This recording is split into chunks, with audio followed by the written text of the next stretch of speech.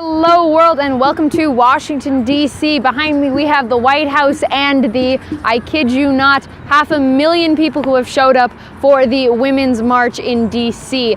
In fact, it's actually so insanely huge that the march had to expand the amount of space that they had onto a part of the mall, and a part of me is wondering if this portion of the march was intended. I don't remember actually reading anything about it, although I know we were supposed to be in this general area, but watching the people literally explode onto the mall, and I'll give you guys a quick shot of what's happening behind me, but watching everybody explode onto the mall and watching the people who are holding up the yellow tape to help the protesters march be able to say what they have to say in a safe space is actually kind of fascinating, because they just kind of dropped the tape and we're just like, okay, go for it.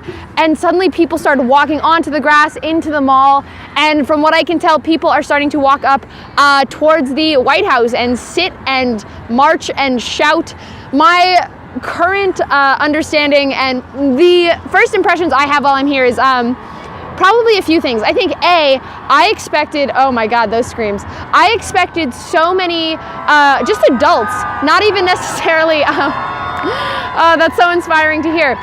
I honestly just expected quite a lot of adults, not necessarily children. I didn't necessarily think that something this tense was going to be a family event, yet it totally is. And I see people with children. I saw this amazing woman that she put a kind of a bib on her baby, and it said "nasty woman in the making," and "nasty woman in training" was a woman right next to her.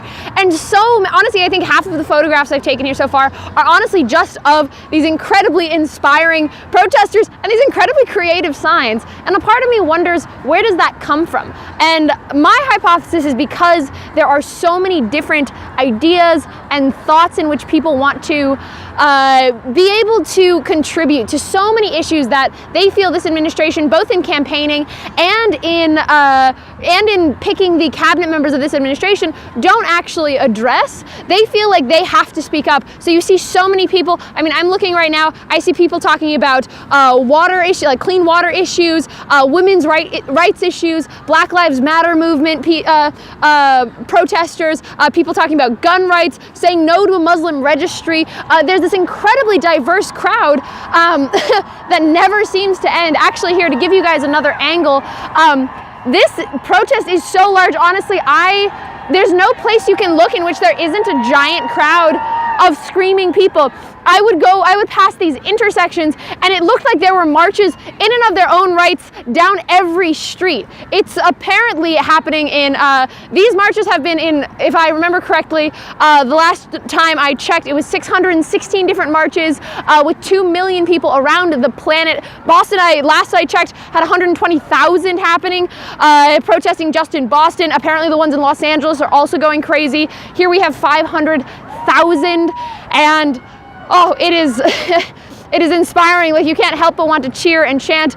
And whether or not all people are here in support of the protest itself, because I know that we've seen there was a good chunk of Jesus and Bible thumping folks here shouting a few less than positive things to the people here marching, and there was a moment where things did get really tense. People were shouting at each other, being very angry, lots of flipping the bird and whatnot, but nothing actually exploded. I think I had a moment where, you know, I'm walking around, I'm here with the camera, I'm trying to get up close and take pictures of everyone, and I think the most tense it actually got was one kid walked up to a guy with, you know, his Jesus pole.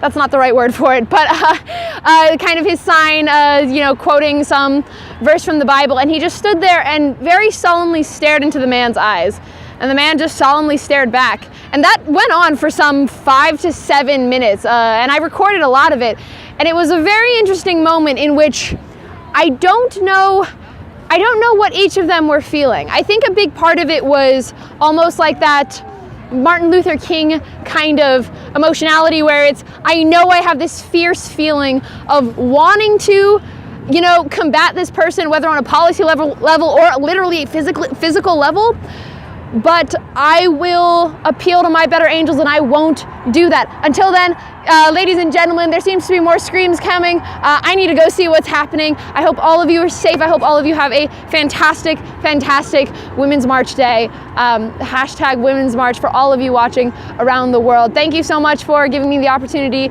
to be here and share my thoughts with you. More to come, and I will see you all in the next episode. As always, like, subscribe, share, and of course comment in the comment box down below. Let me know your thoughts. Why are people here? Why are you there if you are? And please send your thoughts, send your pictures, send everything. I want to know. I want to see what's happening in the world. The saddest thing about having only 2 eyes is you can only look at one thing at a time. But I want to see what you guys have to share. So please share that. And of course, I will see you all in the next episode. As always, ladies and gentlemen, bye-bye.